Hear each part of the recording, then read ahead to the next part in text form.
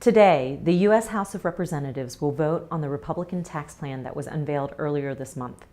Tax reform is an issue that is deeply important to my constituents and that could affect the lives of all American families in Central Florida and in communities across the country.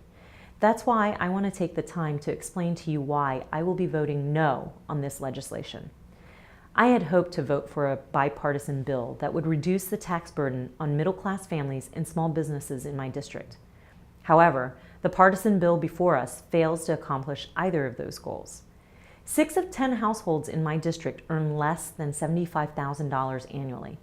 These are the families that tax reform should seek to empower. Yet, according to the Institute on Taxation and Economic Policy, the typical family in Florida that earns between $48,000 and $78,000 a year will see its tax bill increase by 17% under this plan.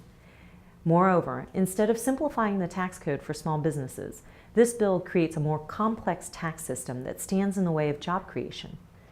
My district is also home to many excellent colleges and universities, including one of the largest schools in the nation. This bill will further increase the cost of higher education, harming students and undermining the quality of our workforce. I simply cannot support a bill that, according to the Education Council, would reduce tax benefits and savings for college students by $65 billion over the next decade. Finally, I had hoped to vote for a fiscally responsible bill that would strengthen the American economy. Here again, the bill before us fails the test.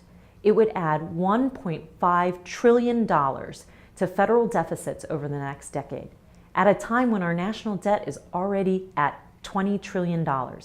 This bill moves us in the wrong direction. In fact, the bill is so fiscally irresponsible that it could trigger $136 billion in automatic spending cuts in 2018, including $25 billion in cuts to Medicare. Despite Republican leadership's decision to take the partisan path, I've worked across the aisle to make improvements to this legislation.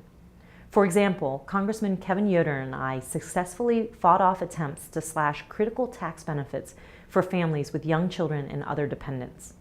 But I'm disappointed that the bill doesn't expand these tax benefits to make childcare more affordable, which would give much-needed relief to hard-working families.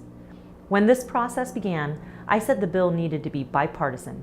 It needed to help middle-class families and small businesses, and it needed to be fiscally responsible. Because the bill accomplishes none of those goals, I intend to vote no.